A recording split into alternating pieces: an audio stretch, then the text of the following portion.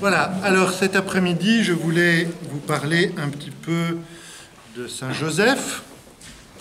Vous savez qu'il n'est pas facile de parler de certains sujets. Il y avait, il y a quelques années, un confrère qui devait commenter un passage de l'Évangile que vous avez tous entendu, sans doute, où Jésus s'en prend aux pharisiens, sépulcre blanchi, hypocrite, engeance de vipère. Pas facile, hein? Et alors, il a commencé comme cela. Eh bien, cette parole a été dite par Jésus. Jésus est le fils de Marie et de Joseph. Donc, je vais vous parler de Saint Joseph. Et il pensait sans doute s'en tirer avec une pirouette, mais il n'est pas facile non plus de parler de Saint Joseph. Parce qu'on peut avoir présent à l'esprit une certaine image de Saint Joseph. L'image un peu sulpicienne d'un gentil papy, un peu gâteau, attendri par son épouse et par l'enfant Jésus. On peut avoir aussi l'image du père un peu mis de côté, père adoptif qui est là pour payer la pension alimentaire. Une image un peu doucereuse, un peu sulpicienne, aux couleurs pastel, qui sent bon le couvent de bonnes sœurs du XIXe siècle. Je suis un peu méchant avec les bonnes sœurs du XIXe siècle. Il y avait quand même Sainte Thérèse de Lisieux parmi elles. Pas rien quand même. Et puis cette image peut faire qu'on oublie l'aventurier, on oublie le baroudeur, celui qui quitte son village avec une femme enceinte, celui qui quitte son pays pour un autre pays. Naturellement, il n'a pas pris EasyJet, il n'a pas pris Google Maps, tiens, par où on va passer, quel est le meilleur itinéraire pour éviter les bouchons. C'est le départ à l'aventure. Cette image peut nous faire oublier aussi l'homme courageux qu'est Joseph, qui prend des risques pour sauver un enfant d'une tentative d'assassinat. Et c'est donc de cet homme-là dont je voudrais vous parler cet après-midi. Celui qui fait face aux problèmes et qui les surmonte. Alors naturellement, Saint Joseph n'avait pas besoin de porter de masque, il n'avait pas besoin de distanciation sociale, il n'a pas connu la crise que nous connaissons depuis 1 an. Cela est entendu. Il n'empêche, il est question de vie et de mort tout de même. C'est pas rien. Alors, je pense qu'il peut nous apprendre à vivre en chrétien les difficultés que nous rencontrons. Que ce soit la période que nous vivons ou que ce soit toutes les épreuves ou toutes les difficultés que nous pouvons rencontrer dans notre vie. D'abord, un petit rappel que vous connaissez naturellement, mais cela ne fait jamais de mal de rappeler un peu les choses, c'est que Saint Joseph est véritablement l'homme des problèmes. Il y en a quand même peu qui ont connu en aussi peu de temps que lui autant de problèmes. D'abord, avant même son mariage, il est confronté à un mystère qui le dépasse et qui le dépasse infiniment, qui est le mystère de Dieu, c'est pas rien. Ou face à ce mystère, il se dit, il faut que je parte. Je ne suis pas digne d'entrer dans cette relation particulière de Marie et du bon Dieu. Deuxième situation problématique, avant même la naissance du gamin, il faut partir. Environ 100 km, pas énorme, hein, Strasbourg-Mulhouse, ok, on prend l'autoroute, en 1 heure c'est fait. À l'époque, ce n'est pas tout à fait la même chose. Surtout qu'en plus, il faut passer, il y a de fortes chances qu'il faille passer par la Samarie. Vous vous rendez compte? Comme pour un Français du début du XXe siècle de devoir passer par l'Allemagne. Terrifiant. Là-bas, pas de connaissances, pas de logement, naturellement, il n'y a pas d'hôtel campanile qui les attend. On peut réserver par Internet. Quelques semaines après, tentative d'assassinat. Et par un fou dingue. Je veux dire, c'est pas l'assassin lambda, si je peux dire. Hein, c'est du grand niveau, quoi. Hérode, c'est quand même une espèce de type complètement siphonné qui fait assassiner la quasi-totalité de sa famille, enfin qui est complètement paranoïaque, qui pense que tout le monde veut prendre sa place. Imaginez, on vient voir le roi des Juifs qui vient de naître. Et il a dû devenir fou. Partir dans un pays étranger, partir en exil, tout recommencer pour combien de temps? On ne sait pas.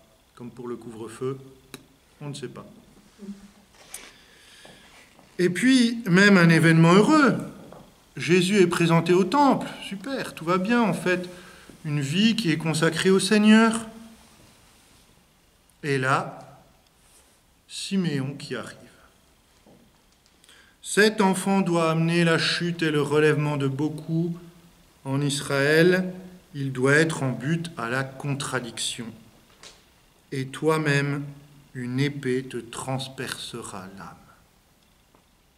Imaginez un peu ce qu'a dû ressentir, ce qu'a dû penser Saint Joseph en entendant cela à propos de son épouse et de son enfant. Ça fait quand même beaucoup, hein, en quelques mois. Une espèce d'année 2020 dans la vie de Saint Joseph. Et après, naturellement, bon, ça y est, payé de ma personne, ça va aller mieux, le gamin grandit, il grandit bien, et arrive l'adolescence. Tentative de fugue. 3 jours, 3 longs jours où on le cherche sans avoir de nouvelles. Aucune épreuve n'est épargnée à Saint Joseph. Aucune épreuve, sauf peut-être la plus terrible pour un père, celle de perdre son enfant.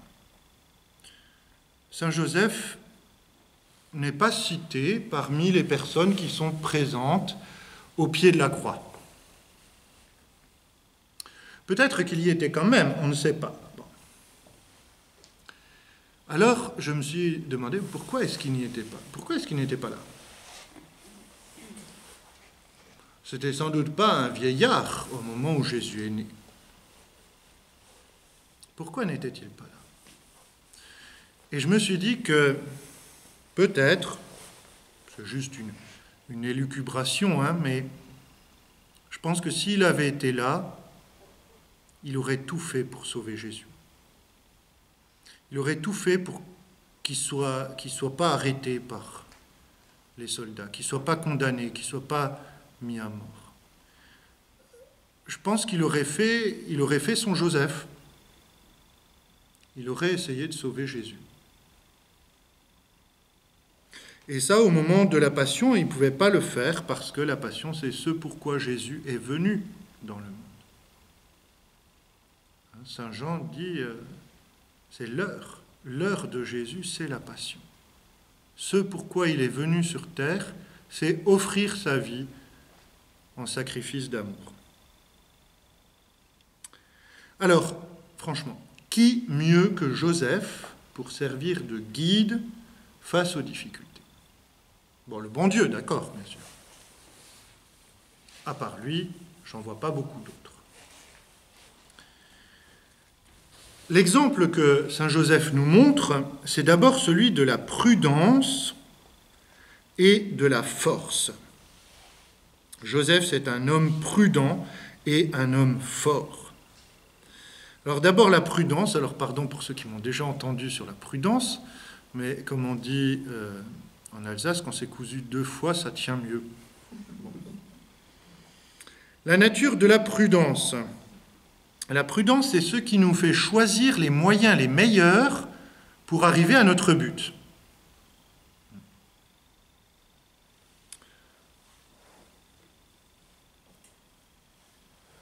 On pourrait prendre des exemples dans notre vie,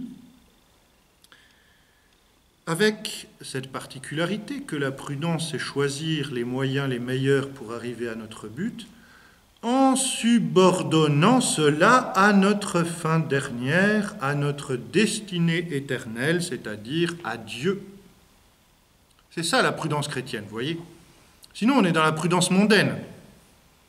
Ah, comment vais-je faire pour avoir tel honneur? J'aimerais bien la Légion d'honneur. Qu'est-ce que je vais faire pour l'avoir? Ça, c'est la prudence humaine.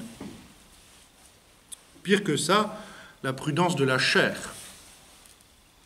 Maman a fait un bon gâteau, je sais que je ne dois pas y toucher. Qu'est-ce que je vais faire pour pouvoir le manger? Je vais passer à côté, bousculer la table. Oups, je n'ai pas fait exprès. Trop tard, on ne pourra plus le servir aux invités. Je vais le manger. Prudence de la chair qui est condamnée très fermement par saint Paul. Là, c'est la prudence vraiment chrétienne, c'est-à-dire celle qui sait que notre but, c'est le bon Dieu. Et donc, quels que soient les moyens que je vais utiliser, ça doit être subordonné à ce but qui est le bon Dieu, qui est la vie éternelle. La prudence se compose de 3 actes. Alors, je ne vais pas demander à ceux qui m'ont déjà entendu là-dessus quels sont ces 3 actes. Les 3 actes de la prudence, c'est la délibération, la décision et l'exécution. Je délibère, je réfléchis, je prends du temps pour réfléchir. Quels moyens vais-je utiliser pour arriver à tel but? Deuxième acte, c'est la décision. Je décide. Pour arriver à ce but, je vais utiliser tel moyen. Et le troisième acte, c'est l'exécution. Eh bien, je réalise ce que j'ai décidé. La délibération doit être naturellement proportionnelle à la décision à prendre. Quand je dois décider dans quelle faculté je vais m'inscrire, ce n'est pas quelque chose que je décide en 5 secondes, comme quand je suis au supermarché, que je dois décider quel paquet de nouilles je dois acheter. On est d'accord. Proportionnel à la décision à prendre. Mais ça veut dire aussi que, pour savoir si je dois me couper les cheveux 1 centimètre plus long, 1 centimètre plus court, je ne vais pas prendre 5 jours et faire une retraite de Saint-Ignace. La délibération, c'est la réflexion personnelle et la consultation des sages. Réfléchir personnellement. Je vais envisager le passé d'abord, pour voir dans l'histoire et dans mon expérience personnelle que s'est-il passé, comment faire. Je vais envisager le présent aussi, justement pour adapter les expériences passées à la situation dans laquelle je me trouve. Je pense que c'est sans doute ce qu'ont fait nos gouvernants. Ils ont étudié les manuels d'histoire pour voir comment le gouvernement français avait mis fin à l'épidémie de grippe espagnole. Ils ont accommodé ça à la situation actuelle. Et ils ont dit, on va choisir d'enfermer tout le monde chez soi.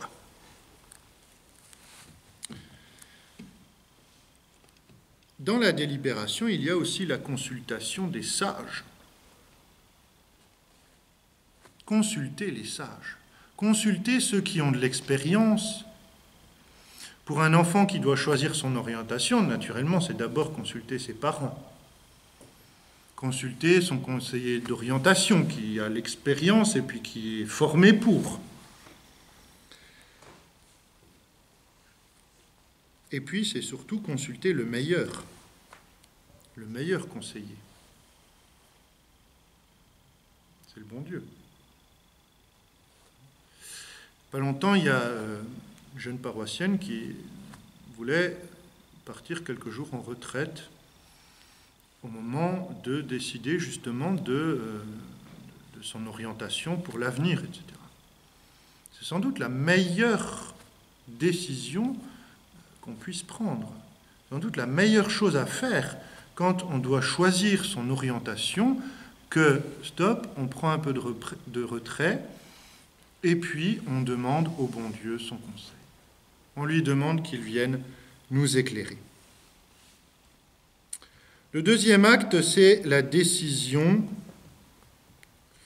Décider, c'est d'abord écarter les préjugés et les passions. Là encore, je pense que pas besoin d'être explicite sur la situation actuelle. Naturellement, si, en tant que ministre de la Santé, j'ai des intérêts dans tel laboratoire, je risque de ne pas forcément prendre la bonne décision. Mettre de côté les préjugés et les passions. Examiner les choses à fond et puis, enfin, juger avec décision. C'est-à-dire sans se laisser aller à des hésitations. Je décide pas, peut-être ben que oui, peut-être ben que non. Pardon pour les Normands. Je voudrais vous lire une courte citation de l'évêque de Constantinople, Bartholomée Ier, qui dit cela, peut-être vous l'avez lu, c'est dans le Famille chrétienne du début janvier 2021. Nous vivons des temps de crise. Chaque crise s'accompagne d'un jugement, d'une décision. D'ailleurs, en grec, le mot « chrysé », qui est à la base du mot « crise », recouvre bien ce champ sémantique, comme si la seule manière de donner sens aux événements qui s'invitent violemment dans notre réalité était de se forger une opinion et d'émettre un avis, un jugement. Le jugement naît de la crise. La crise crée les conditions d'une rupture d'harmonie qui nous oblige à faire la part des choses. Continuons à porter dans notre cœur l'espérance dont nous sommes les dépositaires. N'ayons pas peur et comprenons que les sacrifices auxquels nous sommes contraints aujourd'hui manifestent l'amour que nous devons porter à notre prochain. L'épreuve, la crise, c'est le moment de la décision. C'est surtout le moment où il ne faut pas remettre la décision au lendemain. C'est là où il faut être, ferme dans ses jugements. Enfin, c'est exécuter ce qu'on a décidé. Saint Joseph, justement, illustre cela, et il illustre parfaitement d'abord la délibération.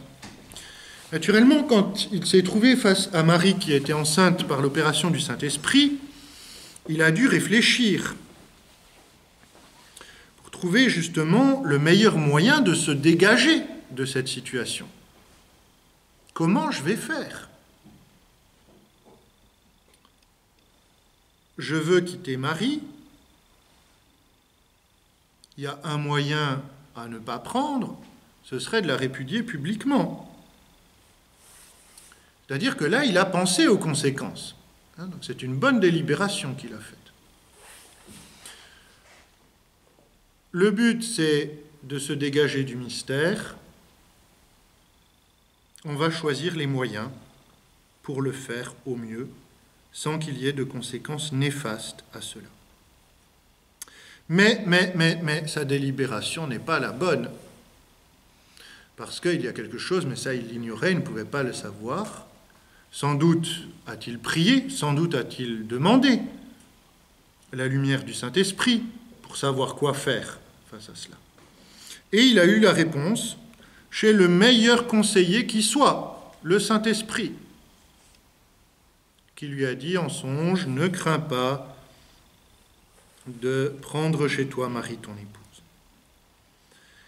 Même s'il ne l'avait pas pris de l'ange, il y a fort à parier qu'il connaissait le verset du prophète Isaïe, « Voici que la Vierge concevra et enfantera un fils ». Là encore, c'est le conseil de Dieu dans l'Écriture sainte, dans la Bible, dans l'Évangile.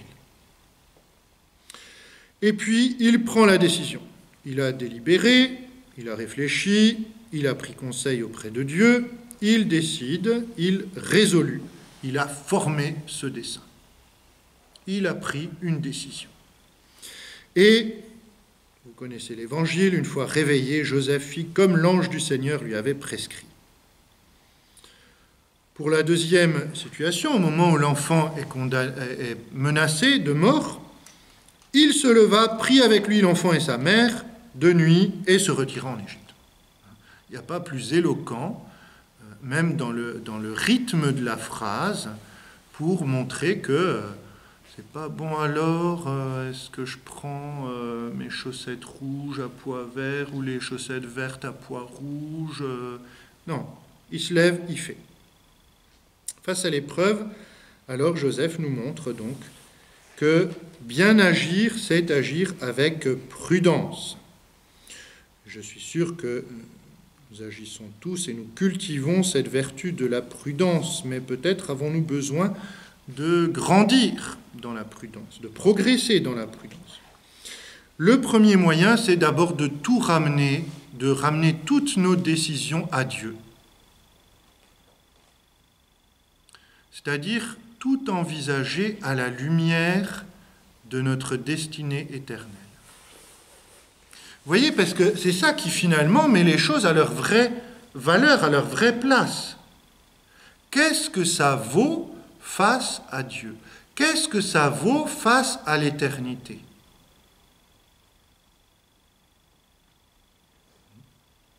Ça, c'est important aussi. Tout à l'heure, il y a l'un d'entre nous qui disait... Finalement, il ne faut pas oublier que cette vie n'est pas l'unique horizon de notre vie. Le vrai horizon, c'est la vie éternelle, c'est le bon Dieu, c'est le paradis, c'est le bonheur éternel.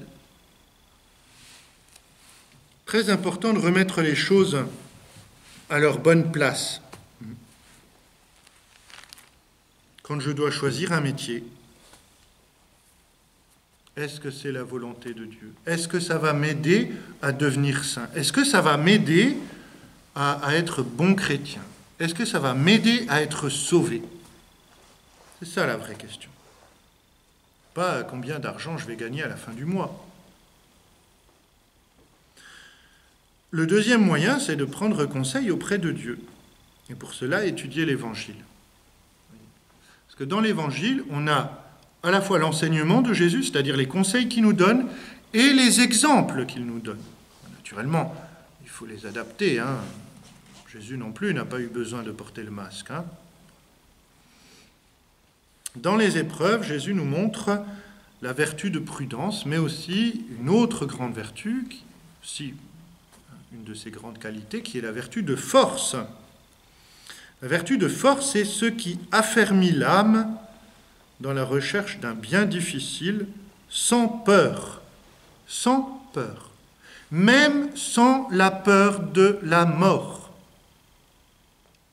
Sans la peur de la mort. Cette vertu de force se compose de deux actes. D'abord, entreprendre des choses difficiles. À l'époque, partir pour Bethléem, ou alors aller se réfugier en Égypte. Entreprendre, commencer des choses qui sont ardues à faire. Pour cela, il faut de la décision, il faut du courage, il faut de la constance. Deuxième acte de la vertu de force, c'est supporter ou endurer, savoir souffrir pour Dieu. Vous voyez, alors peut-être les plus anciens se souviennent, au moment de la confirmation, après avoir été confirmé, il était d'usage que l'évêque donne une claque. c'est pas par masochisme, hein, je vous rassure, c'était un signe qui était là pour dire « Tu es confirmé, tu es adulte dans la foi, apprends à endurer, apprends à durer dans la souffrance même pour Dieu, apprends à souffrir par amour pour Dieu. » Chez Saint Joseph, on le voit lorsque il entreprend de longs voyages, comme par exemple chaque année, hein, il partait en pèlerinage à Jérusalem, ou alors l'exil qu'il a dû faire en Égypte, qui était long aussi, pas combien de temps, mais en tout cas une certaine durée, et il ne connaissait pas la fin. Hein. Donc là, il ne faut pas se fatiguer, il ne faut pas se décourager. Allez, on y va, on recommence tout de zéro. Si ça, c'est pas entreprendre quelque chose de difficile, je ne sais pas ce que c'est. Rechercher Jésus pendant 3 longs jours à Jérusalem, dans l'angoisse. Est-ce qu'on va le retrouver? Et il ne s'est pas découragé. Là, pour progresser dans la vertu de force, il faut chasser la crainte. Chasser la crainte, c'est-à-dire mettre de côté la fatigue ou la crainte du danger. Deuxièmement, mettre de côté aussi les critiques ou les moqueries. Et ça, c'est très important à notre époque. Et c'est très important pour vos enfants. Parce qu'ils sont en but à ça. Parce qu'ils sont en but à ça. Y compris dans des écoles catholiques. Il ne faut pas se leurrer. Hein. Et puis aussi, enlever la crainte de déplaire à ses amis. Ça, c'est terrible, hein, mais en même temps,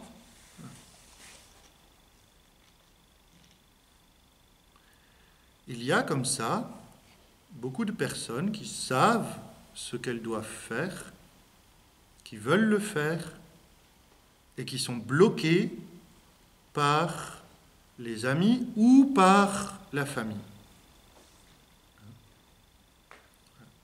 Plusieurs personnes, naturellement je vais pas les citer, mais y compris dans notre paroisse, je les confie aussi à votre prière. Hein.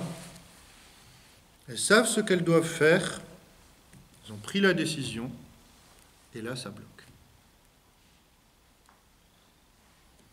Alors voilà, chasser la crainte, mais positivement, c'est aussi imiter la force d'âme de Jésus tout au long de sa vie, et spécialement pendant la Passion. Hein.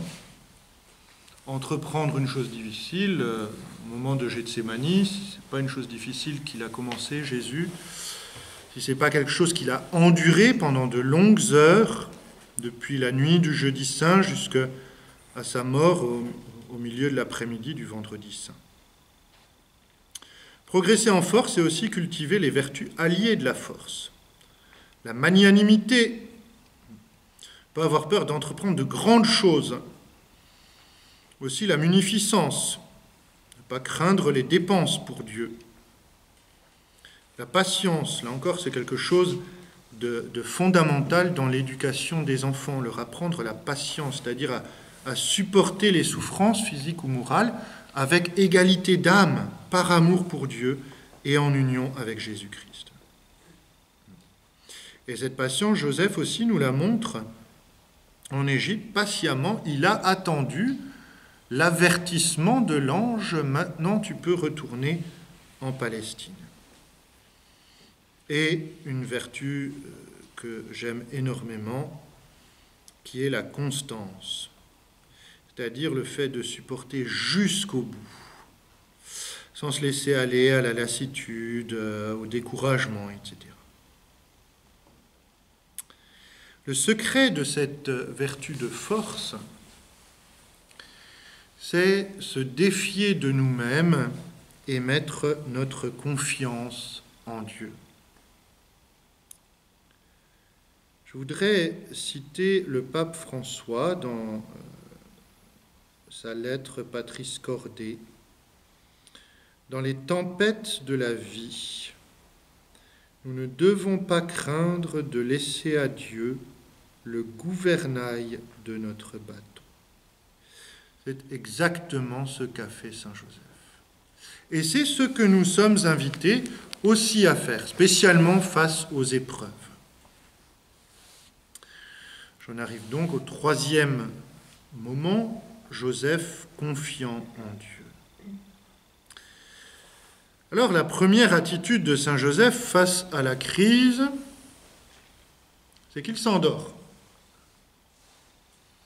Un problème se pose à lui, problème de vie ou de mort, Hérode cherche à tuer l'enfant, il roupille.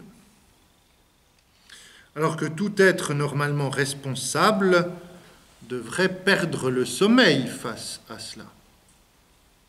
Devrait, je pense que vous avez sans doute été déjà dans des situations comme cela dans votre vie où le souci fait qu'on en perd le sommeil. Lui, il dort tranquillement sur ses deux oreilles. Ça me fait penser à Churchill. Pendant la Seconde Guerre mondiale, il faisait la sieste tous les jours. Et alors, à un moment donné, on a dit, mais enfin, comment ça? L'Angleterre est seule face à toute l'Europe pratiquement. On se fait bombarder tous les jours et vous, chaque après-midi, vous faites la sieste. Comment vous arrivez à dormir? Et Churchill a dit, c'est tout simple. Je me mets au lit et je me dis que le monde entier peut aller se faire voir. Il manquait la confiance en Dieu. C'est sans doute pas l'attitude de Saint Joseph, naturellement, on est d'accord. Mais quand même, il dort une fois, deux fois, trois fois. C'est-à-dire que c'est un sommeil qui est trop fréquent pour qu'on ne s'y intéresse pas. Et effectivement, cette sieste de Saint Joseph est bien une parole de Dieu. Tellement une parole de Dieu, d'ailleurs, que vous avez sans doute entendu notre pape qui dit que quand il a un souci, il le met sur un papier et puis il le glisse sur une statue de Joseph dormant. Voilà. Je ne savais pas que ça existait, des statues de Joseph dormant, mais depuis, je suis passé à la boutique de Marienthal, que je vous recommande très chaudement, où vous pouvez acheter une statue de Joseph dormant. Voilà, et comme ça, vous pourrez glisser vos petits soucis dessous. Voilà, pour les confier à Saint Joseph.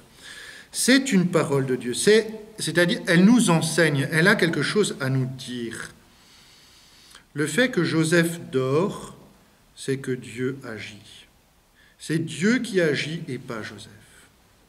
Vous connaissez tous le psaume « Dieu comble son bien-aimé quand il dort ». Mais c'était aussi Adam. Quand Dieu crée Ève, Adam dort. C'est pas Adam. Adam, il n'a aucune part dans l'arrivée d'Ève. Il n'a aucun mérite dans l'arrivée d'Ève. Quoi qu'on pourrait en penser. Plaisante naturellement.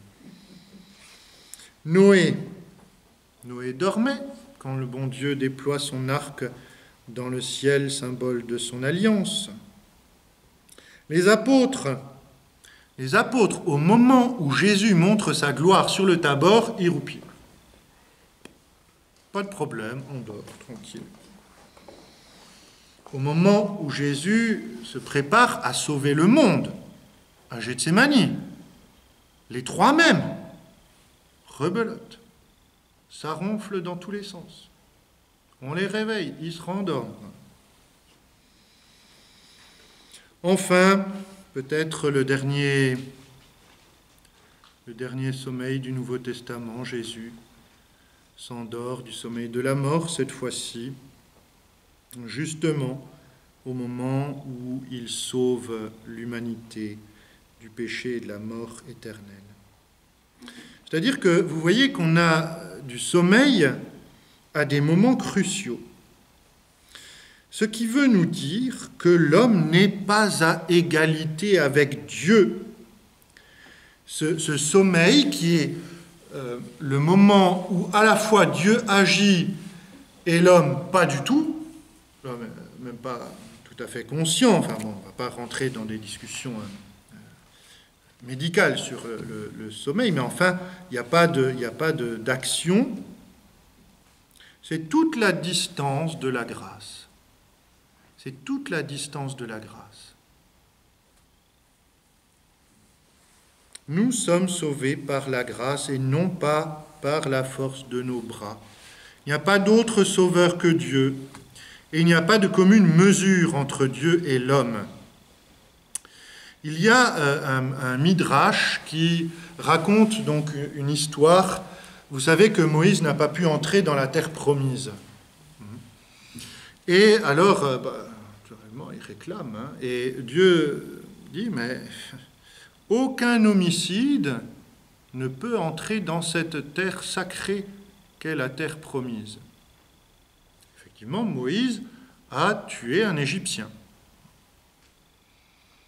Moïse ne se laisse pas démonter. Il dit, oui, d'accord, ok, j'ai tué un Égyptien. Et vous, dans la mer Rouge, combien? Et Dieu lui répond, toi, tu as donné la mort, moi, je donne la mort et la vie. Toute la différence entre l'être humain et Dieu. Toute la différence entre la créature et le Créateur. Et c'est alors Josué qui entre dans la terre promise. Et vous connaissez comment il a fait pour conquérir Jéricho. Là encore, on a tout ça. Faire 7 fois le tour avec des trompettes pour faire écrouler des murailles. Enfin, voilà. Mais ça nous dit justement cela, que cette prise n'est pas le fait des soldats de Josué, mais c'est le fait de Dieu.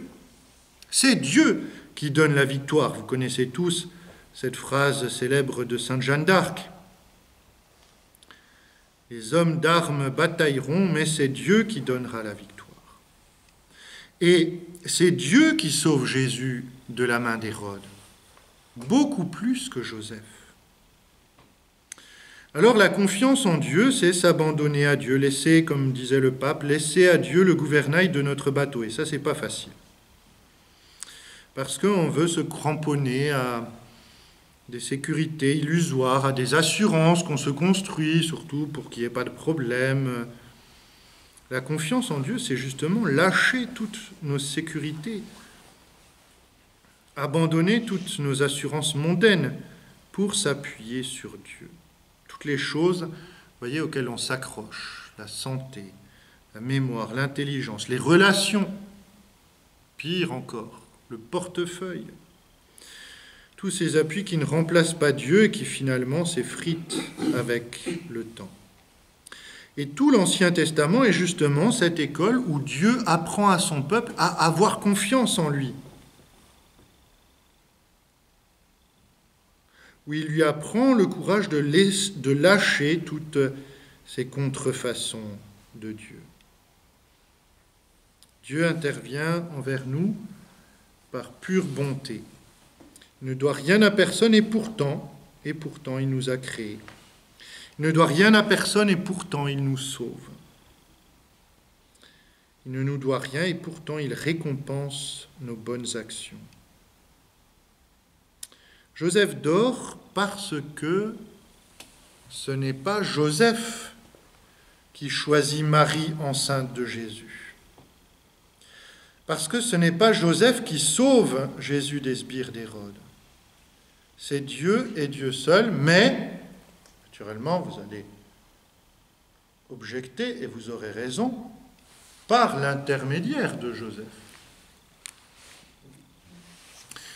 Dieu qui t'a créé sans toi ne te sauvera pas sans toi. C'est un adage bien connu des pères de l'Église. Dieu veut que nous collaborions avec lui. Parce que nous ne sommes pas quiétistes. Vous savez, le quiétisme, c'est un mouvement spirituel qui s'est beaucoup développé, notamment en France au XVIIe siècle, pour lequel le summum de la vie spirituelle, c'est le sommeil. Je suis sans inquiétude aucune. Inquiet, justement, le contraire. Le quiétiste, c'est celui qui n'a pas de soucis, qui, dans un acte continuel, contemple Dieu et par là même se dispenserait des autres actes, y compris des actes de vertu. Ça a emmené les gens parfois très loin, avec des soucis moraux assez graves. Puisque pour les quiétistes, finalement, ce n'est même pas nécessaire de résister aux tentations, puisque la seule chose, c'est d'être entièrement en Dieu, tranquille, je dors, je ne m'occupe de rien. Non. Nous, on est catholiques, on n'est pas quiétistes. Hein, bon. Vous connaissez cette histoire d'un homme qui était en train de se noyer, il y a un bateau qui passe, et quelqu'un qui lui dit « Attends, je vais te jeter une bouée. » Non, Dieu me sauvera. Une demi-heure après, un autre bateau, un gars qui veut lui tendre une perche. Non, Dieu me sauvera. J'ai confiance en Dieu. Tranquille. Troisième fois, quelqu'un qui vient avec une barque. Je vais te repêcher. Non, j'ai confiance en Dieu. Il me sauvera. Puis au bout d'une heure, il n'arrive plus à se tenir, il coule, il meurt, et puis arrivé devant le Seigneur, il dit, mais quand même, Seigneur, enfin voilà, j'ai mis toute ma confiance en vous, pourquoi ne m'avez-vous pas sauvé? Et le bon Dieu lui répondra, mais je t'ai envoyé 3 bateaux de secours, je ne vois pas ce que je pouvais faire de plus. Bon. Laissons faire Dieu, ne faisons rien. Voilà, en quelque sorte, le credo du quiétiste, ce n'est pas celui du chrétien et ce n'est pas celui de saint Joseph. Voilà. La grâce ne remplace pas la nature. Vous imaginez saint Joseph qui continue de dormir. L'ange lui apparaît, il faut aller en Égypte. Oh, tranquille, Dieu nous sauvera. Petit problème. Hein. Au contraire, saint Joseph se lève et il fait. C'est un homme d'action. Vous voyez, en ce sens, on peut dire vraiment c'est un vrai fils d'Abraham. Lève-toi, pars dans le pays que je t'indiquerai. Où est-ce qu'on va? Pas trop. Il y va. Il y va parce qu'il a confiance en Dieu. Il ne connaît pas la destination au départ. Mais il sait que Dieu est avec lui. Et ça lui suffit. Il se lève, il part. Voilà, saint Joseph, c'est un fils d'Abraham. On pourrait dire aussi, saint Joseph, c'est un bon scout, hein, toujours prêt. Toujours prêt, une valise de secours déjà prête, allez hop, on doit partir, allez, on y va. On abandonne tout, la maison, l'atelier, peu importe, on part. C'est la promptitude avec laquelle il agit qui est assez extraordinaire et qui me fait penser que c'était sans doute loin d'être un vieillard. Même si vous avez vu la nouvelle statue à l'église, qui ne restera pas à l'église, qui est destinée à l'oratoire, où il a les cheveux gris. J'ai râlé auprès des sœurs, mais il n'y en avait pas d'autres. Il fera une teinture un de ces jours pour lui rendre son âge. Voilà. Dieu lui dit et Jésus fait. Alors, vous avez entendu dans le documentaire, et puis c'est quelque chose qu'on dit assez souvent, hein, voilà, Joseph c'est l'homme du silence, il n'a jamais parlé, bla bla bla. Ok, Joseph est très éloquent. D'ailleurs, à ce sujet, parenthèse, c'est que j'ai ramené quelques livres là, n'hésitez pas à les feuilleter un peu, il y en a un justement qui est excellent, qui est dû au frère Philippe Lefebvre, qui est professeur d'Ancien Testament à Fribourg, qui s'appelle « L'éloquence d'un taciturne ». Saint Joseph, l'éloquence d'un taciturne. Et c'est tout à fait ça. Parce que même s'il n'a jamais parlé, il est très éloquent par ses actes. Le terme hébreu pour la parole, c'est dabar. Dabar, c'est aussi l'action. Et l'action, c'est en quelque sorte, c'est le summum de la parole. Vous savez bien, qu'est-ce que c'est que ça? Quelqu'un qui dit et qui ne fait pas ce qu'il dit. Alors qu'au contraire, celui qui agit montre, même sans parole, qu'il accorde du poids à cela. Vous connaissez sans doute l'histoire de Saint Dominique. Saint Dominique vivait dans le sud-ouest de la France, là on mange du cassoulet, et il faisait face à des hérétiques horribles.